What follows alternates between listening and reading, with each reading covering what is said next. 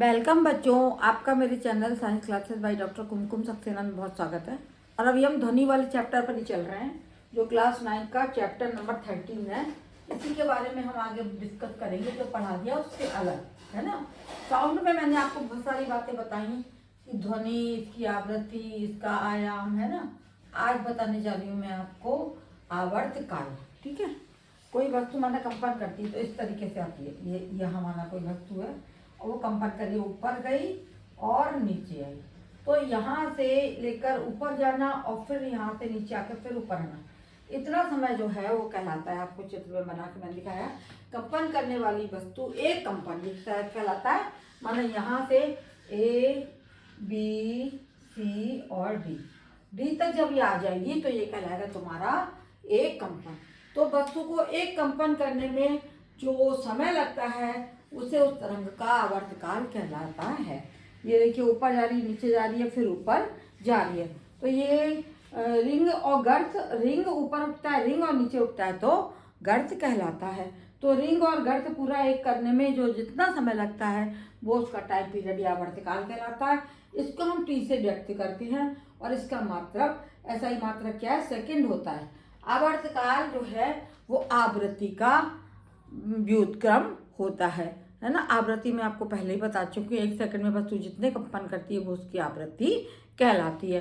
तो एक सवाल आपके लिए लिखा हुआ है, पहले ये समझ लीजिए। आवर्तकाल बराबर 1/आवृत्ति, और आवृत्ति ये इसके व्युत्क्रम होती है। व्युत्क्रम माने अपोजिट। आवर्तकाल बराबर 1/आवृत्ति और आवृत्ति बराबर 1/आवर्तकाल। एन को हम क्या बोलते हैं, टी को हम समय बोलते हैं और एन को हम आवृत्ति बोलते हैं। एन क्या कहलाता है, आवृत्ति, और टी कहलाता है तुम्हारा आवर्तकाल। तो एक सवाल है, एक कमरे में ध्वनि तरंग की चाल 230 मीटर प्रति सेकंड है, इसका आवर्तकाल 0.2 सेकंड है, तरंग की आवृत्ति की गणना करो। तरंग की आवृत्ति के लिए हमें चाल की कोई आवश्यकता नहीं है, केवल हम आवर्तकाल से ही निकाल लेंगे। ठीक है, तो हम लिख देते हैं सवाल को कि चाल बराबर, तरंग की चाल बराबर कितना तुम्हारी, इसमें दिया हुआ है सवाल में, तरंग की चाल है तुम्हारी 230 मीटर प्रति सेकंड। ठीक है, अब हम देखते हैं इसकी आवृत्ति कितना है। आवर्तकाल है इसका, आवर्तकाल टी बराबर है हो जाएगा 0.02 सेकंड। ठीक है, और हमें क्या ज्ञात करना है, हमें इसकी आवृत्ति ज्ञात करना है, जैसा कि आपको सवाल में दिखाई दे रहा है ना। आवृत्ति एन जो है वो हम निकालेंगे और एन बराबर हो जाएगा 1/n बराबर एन है आवृत्ति।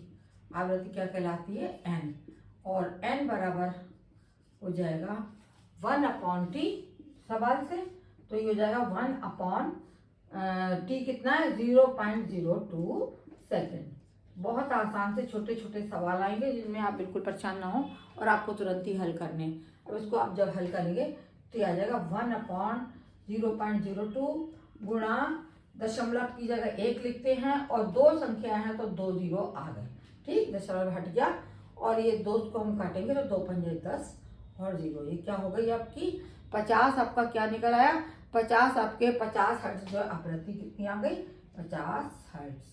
इस तरीके के छोटे छोटे सवाल आएंगे। आवृत्ति बराबर, इसको आपको करना है, आवृत्ति बराबर 50 हर्ट्ज, ये इसका आंसर हो जाएगा।